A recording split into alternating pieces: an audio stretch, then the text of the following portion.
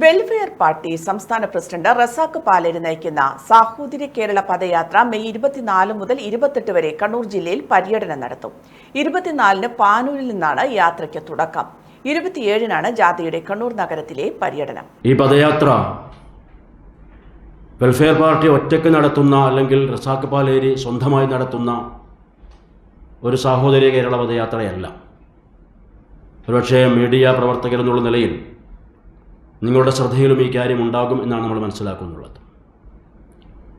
കേരളത്തിനകത്ത് നന്മ ആഗ്രഹിക്കുന്ന സാംസ്കാരിക പ്രവർത്തകർ, രാഷ്ട്രീയ വിദ്യാഭ്യാസ മേഖലയിലുള്ള പ്രമുഖർ, വ്യത്യസ്ത തൊഴിലുകൾ എടുത്തുകൊണ്ടിരിക്കുന്ന ജനവിഭാഗങ്ങൾ, വിവിധ സാമുദായിക മത ജാതി വിഭാഗങ്ങളിൽപ്പെടുന്ന വലിയൊരു കൂട്ടം ആളുകൾ യാത്രയിലുടനീളം റസാഖ് പാലേരിയെ അഭിവാദ്യം ചെയ്യുവാൻ എത്തിച്ചേരുകയും അദ്ദേഹത്തിൻ്റെ കൂടെ നടക്കുകയും ചെയ്യുകയാണ്.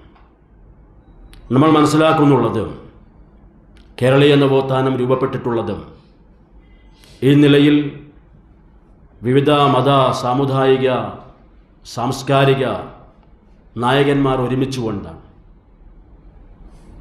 മമ്പുറം തങ്ങന്മാരും അയ്യങ്കാളിയും പൊയ്കയിലപ്പച്ചനും അങ്ങനെ തുടങ്ങിയിട്ടുള്ള പ്രമുഖരായിട്ടുള്ള ആളുകൾ, ശ്രീനാരായണ ഗുരു ഉൾപ്പെടെയുള്ള ആളുകൾ ഉഴുതുമറിച്ചുണ്ടാക്കിയിട്ടുള്ള ഈ കേരളീയ നവോത്ഥാനത്തെ അങ്ങനെ വീണ്ടും തിരിച്ചുപിടിക്കണം സാഹോദര്യ രാഷ്ട്രീയത്തിലൂടെ എന്നാഗ്രഹിച്ചുകൊണ്ടാണ് വിവിധ മേഖലയിലുള്ള ആളുകൾ ഈ യാത്രയുടെ കൂടെ ചേരുന്നുള്ളത്.